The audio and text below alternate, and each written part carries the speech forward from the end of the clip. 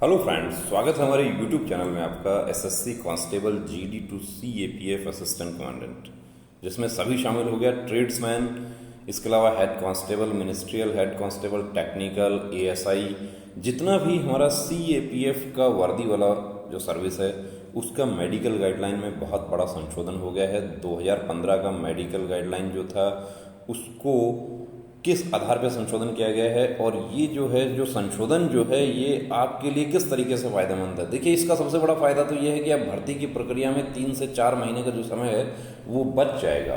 जो रिजल्ट्स आपके हैं वो जल्दी आएंगे, वर्क फोर्स जल्दी मिलेगा, जो यूथ है उसको एम्प्लॉयमेंट जल्दी मिलेगा और जो हमारी फोर्सेज हैं उनको मैन पावर जल्दी मिलेगी और जो भर्ती की प्रक्रिया अनावश्यक रूप से डिले होती थी वो जल्दी होगी। इसके कुछ नुकसान भी है, वो भी हम आपको बताएंगे।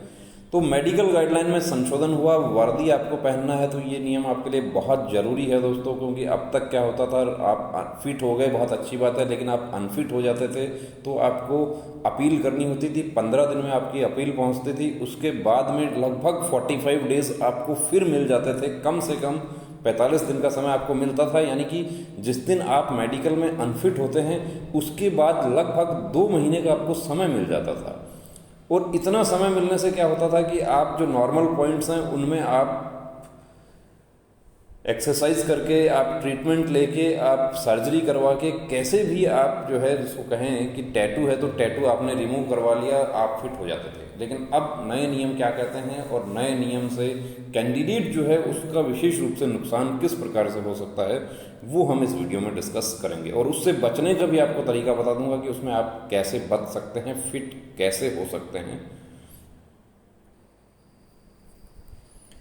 ये देखिए, ये ऑफिस मेमोरेंडम कहाँ से जारी हुआ है? ये हुआ है ADG medical, DME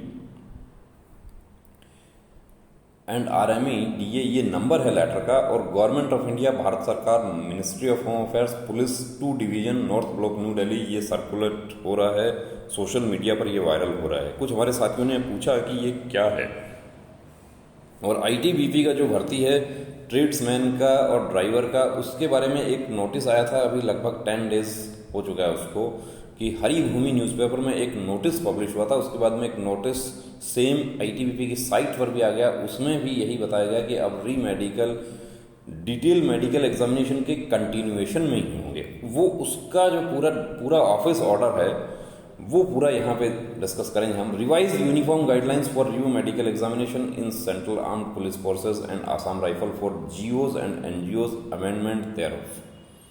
gazetted officer और जितना भी हमारा अदर रैंक्स है सबका भर्ती जो है वो मेडिकल गाइडलाइन क्या होगा। तो यहाँ पर देखिए, यहाँ पर ये बताया गया है कि अब तक क्या होता था कि डिटेल मेडिकल एग्जामिनेशन के बाद में जो री मेडिकल एग्जामिनेशन है वो अनावश्यक इनकन्वीनियंस जो है वो कैंडिडेट्स के लिए डालता था और प्रभावित करता था भर्ती की प्रक्रिया को। भर्ती प्रक्रिया जो है बड़ा लंबा हो जाता था उसमें, क्योंकि री medical, BSF, radio operator, radio mechanic की हम बात करें, सितंबर में डिटेल मेडिकल एग्जामिनेशन हुए थे, उसके बाद में जनवरी में री मेडिकल हुए। एसएससी जीडी में तो भी ऐसा ही हुआ। एसएससी जीडी में तो कोविड की वजह से बहुत ज़्यादा समय लग गया। उससे पहले कोई भी भर्ती है वो हम देखते हैं कि अब तक क्या प्रोसेस होता था कि आप मेडिकल में अनफिट हो गए, उसके बाद आपको 15 दिन के अंदर अंदर अपील करनी होती थी। आपकी अपील रिजेक्ट हो गई किसी वजह से तो भी आपको बड़ा परेशानी हो। और एसएससी जीडी में भी ऐसा हुआ, हमारे बहुत सारे साथियों की अपील रिजेक्ट हो गई, उसके बाद उनको छोटे छोटे पॉइंट्स जो थे उनके आधार पर अपील रिजेक्ट हुई। वो लोग ऑनरेबल हाई कोर्ट्स को अप्रोच करना पड़ा और वहाँ से उनकी रिट पिटिशंस अलाउ हुई और उनके मेडिकल हुए। वो मेडिकल अभी होके वो इंतजार कर रहे हैं कि अब कब हमारी मेरिट आएगी, क्योंकि लास्ट सेलेक्ट कैंडिडेट से ज़्यादा है। यही प्रोसेस यदि पहले हो जाता तो ये अब तक भर्ती हो चुके होते। तो उसी को टू ईज, मतलब उसको जो भर्ती प्रक्रिया जो है उसको थोड़ा सा उसको सुधार करने के लिए ये सब प्रक्रिया की गई है गृह मंत्रालय के द्वारा, कि यहाँ पर किस तरीके से उसको समय जो ज़्यादा लग रहा है उसको कम किया जाए। तो एक बोर्ड जो है वो एडीजी मेडिकल के यहाँ से बनाया गया था और उसके रिकमेंडेशंस जो है वो मान लिए गए हैं माननीय गृह मंत्री जी के द्वारा, और गृह मंत्री जी के अप्रूवल पर ये हुआ है। अब इसमें क्या कहता है कि इसमें कहता है कि जो पेज नंबर 43 से 45 है रिव्यू मेडिकल एग्जामिनेशन में मेडिकल गाइडलाइन 2015 में जो इशू हुआ था वो ओमिटेड एंड यानी कि उसको वो निरस्त हो गया है। उसकी जगह पर क्या आ गया है, उसकी जगह पर आ गया है annexure 1A of this office memorandum. अब एनेक्सर 1A, और यहाँ पे देखिए इसमें ये भी लिखा है कि this issues with approval of union home minister, माननीय गृह मंत्री जी के अनुमोदन से ये प्रस्ताव पास हो गया है और ये बहुत अच्छा है।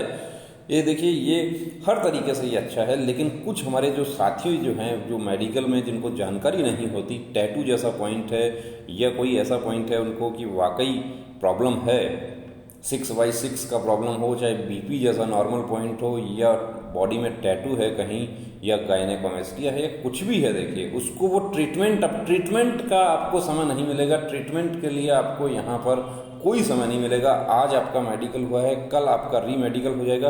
और इसमें एक बात ये भी है कि अब सभी कैंडिडेट्स का री मेडिकल होगा, जो अनफिट हो गए उनका सबका री मेडिकल होगा।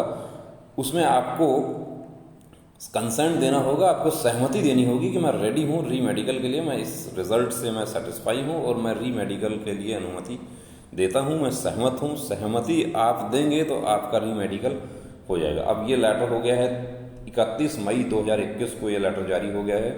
अब इसमें देखिए गाइडलाइन क्या कहती हैं। Guidelines for review medical examination army in central armed police forces and Assam rifle. यहाँ पर ये कहा गया है कि all candidates declared unfit during detailed medical examination DME will be allowed to undergo review medical examination provided they give their written consent by appending their signature on the intimation indicating the reasons for being unfit as per Annexer 1A। Annexer 1A में आपको सहमति देनी होगी कि मैं री medical के लिए तैयार हूँ। अब सपोज कीजिए कि आपको 6/9 हो गए आप दोनों आंखों में, तो 6/9 यदि आप वाकई हैं 6/9 तो आपका जो है वहीं पे उम्मीदवारी उसी दिन आपकी खत्म हो जाएगी। आप कलर ब्लाइंड हैं तो कलर ब्लाइंड यदि आप वाकई हैं तो आप चाहे सहमति मत देना, आप उसी दिन, आप 2 दिन रुकने की भी जरूरत नहीं है, आप घर चले जाना। अब ये सब आपको पता कैसे चले कि मुझे वाकई प्रॉब्लम है या नहीं है। अब देखिए henceforth री medical of the candidates will be conducted in continuation of detailed medical examination, preferably on the next day of detailed medical examination। ये सबसे बड़ा पॉइंट है कि उसके कंटिन्यूएशन में ही हो जाएगा। अभी तक आपको मेडिकल में 2 से 3 दिन लगता था, तो अब आपको 3 से 5 दिन तक, आपको 6 दिन तक, 7 भी लग सकते हैं। देखिए क्योंकि स्पेशलिस्ट का ओपिनियन लिया जाएगा, तो आपको उसी के अकॉर्डिंग आपको प्रिपेयर होकर जाना होगा। ये आपके जो भी मेडिकल के कॉल लेटर्स आएंगे उसमें लिखा रहेगा, क्योंकि आपको अपना रहने का, रुकने का, खाने का सब इंतजाम आपको करना होगा। आपको पैसा भी उस हिसाब से रखना होगा कि वहाँ पर आपको रुकने का कितना दिन का जो खर्चा है उसके according. The consent of re medical examination as per annexure 1A duly signed by the candidate should be submitted within 24 hours after he she is informed of his her unfitness in detail medical examination. 24 घंटे के अंदर अंदर consent देना होगा। उसमें आपका signature, यदि आप सिग्नेचर करने से उसमें मना कर देते हैं तो आपको री मेडिकल के लिए नहीं आपको बुलाया जाएगा, आप आउट हो जाएंगे। Nodal force for recruitment will endeavour to keep the venue of DME RME in the vicinity of a composite hospital of CAPFs or government medical college hospitals for facilitating specialist opinion investigations etc if required। अब देखिए यहाँ पर सबसे बड़ी बात ये आती है कि जो डॉक्टर आपका मेडिकल करते हैं, सिंगल डॉक्टर मेडिकल आपका करेंगे, वो हो सकता है स्पेशलिस्ट नहीं हो, या वो किसी एक फील्ड के स्पेशलिस्ट हैं और दूसरे में आपको प्रॉब्लम है, तो आपको री मेडिकल में स्पेशलिस्ट चेक करेंगे। प्रोसेस वही होगा जो अब तक होता था। स्पेशलिस्ट या 3 डॉक्टर का जो बोर्ड है वो बिल्कुल होगा और उसी पॉइंट का आपका मेडिकल होगा। आपको आंख में पॉइंट दिया है तो आपका आंख का ही पॉइंट चेक होगा, आंख का स्पेशलिस्ट डॉक्टर चेक करेंगे।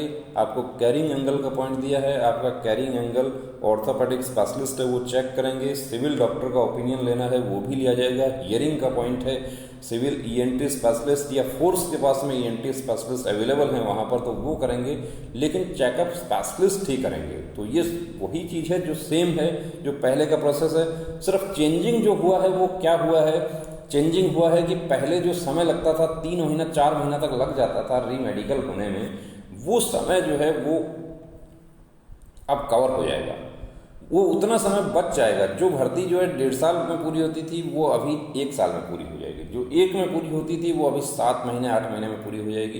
तो ये सबसे बड़ी बात देखिए यहाँ पर ये जो रिवाइज किया है गाइडलाइन को, इसकी है। लेकिन इसका नुकसान हमारे साथियों के लिए ये है कि आपको पता है कि मेरा मेडिकल में ये पॉइंट है तो आप उसका ट्रीटमेंट ले सकते हैं, लेकिन आपको पहली बार आप मेडिकल में जा रहे हैं, वहाँ पर आपको नहीं पता कि 6/6 की लाइन कौन सी है, कैसे पढ़ना है, और आप वहाँ पर पॉइंट ले लेते हैं। आपकी बॉडी में टैटू है। अब आप, बहुत सारे लोग कहते हैं कि है जो धार्मिक चिन्ह है टैटू का वो तो अलाउ है, लेकिन हमने तो अनफिट होते हुए देखे हैं धार्मिक। अब उसको आपने रिमूव नहीं करवाया, आपको गायनेकोमेस्टिया है, आपने उसका सर्जरी नहीं करवाया, सर्जरी भी आपको पहले से रेडी रहना है। तो देखिए दोस्तों, यदि आप आने वाली एसएससी जीडी या सीएपीएफ सहायक कमांडेंट या सीएपीएफ सब इंस्पेक्टर या कोई भी आप भर्ती के लिए देखिए आप तैयारी कर रहे हैं, वर्दी पहनना चाहते हैं, तो ये जो नया मेडिकल गाइडलाइन है इसके अकॉर्डिंग हम आपको एडवाइस करते हैं कि आप अपना कंप्लीट मेडिकल चेकअप आप एक बार जरूर करवा के देखें। आपकी बॉडी में कोई ऐसा पॉइंट है कि उसके साथ आप कभी भर्ती नहीं हो सकते, यूनिफॉर्म सर्विसेज में नहीं जा सकते, वर्दी नहीं पहन सकते, तो वहाँ पर आपको उस रास्ते को छोड़ देना है और आपको सिविल जॉब की तैयारी करनी है। क्योंकि अब 2 साल 3 साल 5 साल एसएससी जीडी 2018 में हमने एक ऐसी बहन से भी हमारा संपर्क हुआ, वो बड़ा परेशान हो गई। उनका एक फिंगर जो है वो कटा हुआ था, फिंगर कटा हुआ था, बहुत मेहनत की उन्होंने, वो एनआईए में वो सेलेक्ट हो सकती थी या एसएसएफ में हो सकती थी, बहुत अच्छे मार्क्स थे, डिटेल मेडिकल में वो फिंगर का पॉइंट मिल गया। अब वो सिविल डॉक्टर के पास में जाती हैं अपील करने के लिए, तो सिविल डॉक्टर उनको इस आधार पर फिटनेस दे देते हैं कि इसमें इनके हाथ के फंक्शनिंग में कोई प्रॉब्लम नहीं है, ग्रिप भी इनका ठीक है, सब कुछ ठीक है। री मेडिकल में फिर जाती हैं, री मेडिकल में अनफिट हो जाएंगी, क्योंकि मेडिकल गाइडलाइन ये कहती है कि फिंगर कट नहीं होना चाहिए, और सारी मेहनत उनकी बेकार हो गई। 25 ईयर्स उनका एज था, कब से उन्होंने तैयारी शुरू की थी, तो वैसा काम नहीं हो जाना चाहिए। पॉइंट्स आपके मेडिकल के 3 भागों में बढ़ते हैं। देखिए, पहले पॉइंट वो हैं जिनके साथ आप कभी भर्ती नहीं हो सकते, तो वो आपको रास्ता वहीं छोड़ देना है। दूसरे वो पॉइंट हैं जिनमें आप एक्सरसाइज करके ठीक हो सकते हैं, फिजियोथेरेपिस्ट आपको करेक्शन करवा देंगे। तीसरे पॉइंट आपके वो हैं, हेमोरॉइड है आपको तो आप सर्जरी करवा सकते हैं, आप फिट हो जाएंगे। आपको डीएनएस आप सर्जरी करवा सकते हैं, आप फिट हो जाएंगे। आपको दांत का कोई पॉइंट है, आपने दांत पे ब्रिज लगवा रखा है, वो आप ब्रिज हटा दीजिए, उसकी जगह आप आर्टिफिशियल दांत जो है अच्छी क्वालिटी का लगवा सकते हैं। तो ऐसे बहुत सारे पॉइंट्स हैं। तो दोस्तों, अब वर्दी आपको पहनना है तो मेडिकल की तैयारी भी आपको उसी हिसाब से रखनी है जिस तरीके से आप अपना फिजिकल करते हैं, आप अपना रिटर्न की तैयारी करते हैं, आप वैसा ही आपको मेडिकल का भी तैयारी करना है। और मेडिकल आपको सबसे पहले तैयार रखना है, ताकि आप बाद में जो डिसअपॉइंटमेंट होता है, जो तकलीफ होती है, उससे आप बच सकते हैं। तो अब रुकना नहीं, अब थमना नहीं, अब ठानना है, वर्दी को हर हाल में पाना है। जय हिंद।